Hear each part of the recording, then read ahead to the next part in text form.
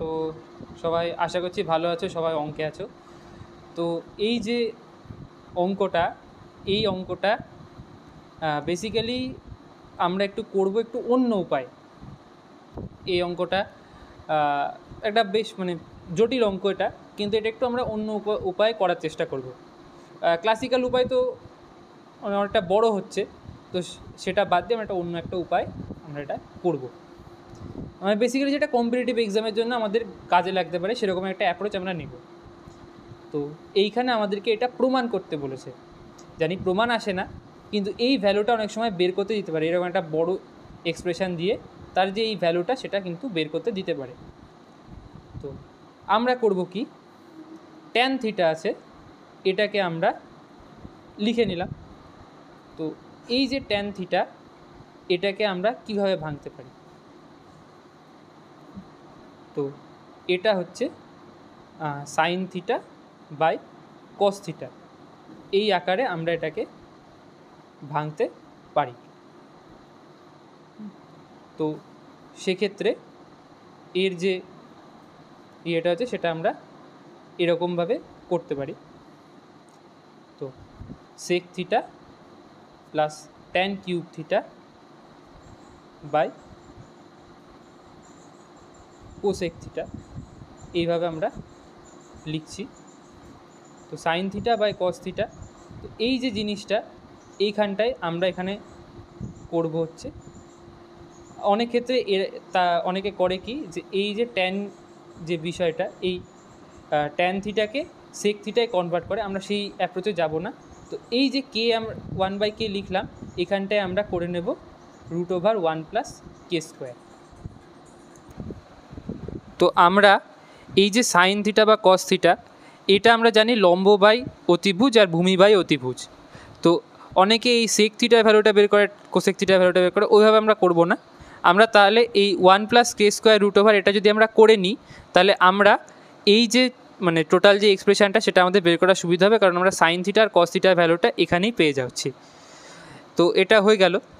তো এবার sine theta সমান সমান আমরা পেয়ে গেলাম এই যে ভ্যালুটা। তো কোসেক থিটা সমান সমান আমাদের যে ভ্যালুটা হবে সেটা হচ্ছে 1 + k² বাই কে, আর সেক থিটার যে ভ্যালুটা হবে সেটা হচ্ছে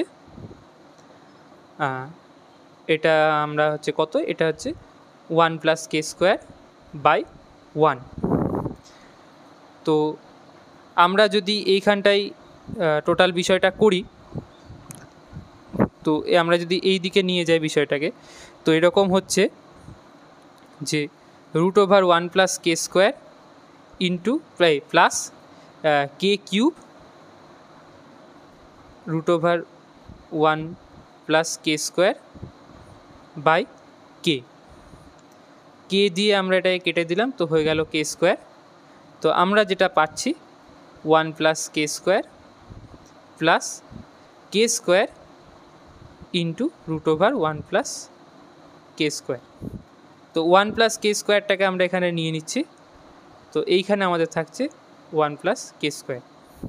তো এই যে দুটো জিনিস, তাহলে আমাদের হবে হচ্ছে 1 + k² 1/2 ইন্টু 1 + k² 1। তো 1 + k² 1 + 1/2, এটা সূচকের নিয়ম। তো 1 + k² 3/2, এটা আমাদের প্রুফ কিন্তু হয়ে গেল। তো এই যে টোটাল বিষয়টা এইখানটাতে আমাদের দেখতে হচ্ছে যে এই যে জিনিসটা আমরা যদি শুধুমাত্র এই একটা সুন্দর এই ফর্মটার ক্ষেত্রে আমরা এই জিনিসটা কিন্তু ইমপ্লিমেন্ট করতে পারি, তাতে আমাদের এই যে সূত্রটা sec² থিটা = 1 + tan² থিটা, এইটা কিন্তু লাগাতে হচ্ছে না। কারণ তাহলে অর্থাৎ আমাদের এই সূত্রটাকে মাথাতে রাখতে হচ্ছে না। আমরা এই যদি সূত্রটা অনেক সময় পরীক্ষায় স্নায়বিক চাপের কারণে এই সূত্র ভুল হয়ে যায়, তো আমরা এই সূত্রটা ইউজ না করেই এই অঙ্কটা কিন্তু করে ফেলতে পারছি। তো এই হচ্ছে আজকের ভিডিও। তো এর যে ক্যালকুলেশনের যে লিঙ্কটা বা পিডিএফের যে লিঙ্কটা, সেটা আপনারা এই ভিডিও ডেসক্রিপশান বক্সে বা তোমরা এই ভিডিও ডেসক্রিপশান বক্সে পেয়ে যাবে। তো আজ এই অবধি, থ্যাংক ইউ।